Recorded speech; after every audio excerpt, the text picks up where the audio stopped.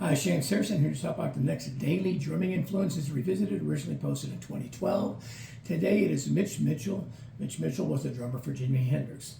Now I have to admit that I was very slow to the party for this. I had actually played in a cover band when I was a teenager, and we played a couple of Jimi Hendrix tunes, but I wasn't like a huge Jimi Hendrix fan because I just didn't get it. I've often said, if you've ever seen the movie White Men Can't Jump, they make a joke about, oh, you can't hear Jimmy. I couldn't hear Jimmy. I just didn't get it. It wasn't until I was more adult that I went back to revisit some of the drumming, some of the playing of Jimi Hendrix and the, why am I drawing a blank all of a sudden? The Experience, or whatever the band was called. But Mitch Mitchell was on the drums. And it's kind of a unique blend now that I hear it, that obviously there was a lot of, I guess I'd say a lot less structure than what the 80s and everything was. But it was really kind of like a jam band and a little bit of that improvisational feel for jazz, that it wasn't like you had to wait till the end of a phrase vocally to do a fill, although some of it was that way.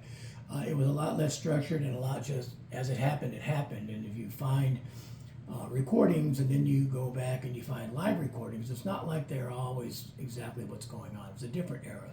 And it just took me a while to grasp onto some of that, because I had been in this very rudimental precision type experience growing up. And so when I heard that kind of stuff, I didn't get it.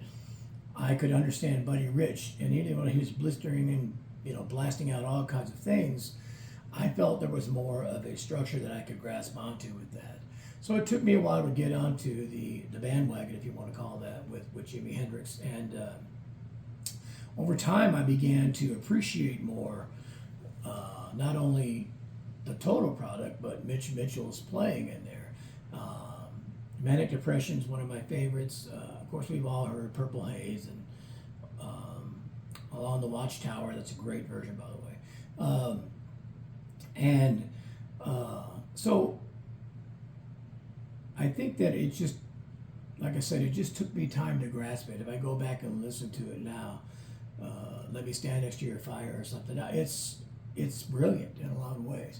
So, and Mitch Mitchell played with that total improv feel the whole time, and a lot of jazz licks mixed into there. So it just took me a while to grasp it.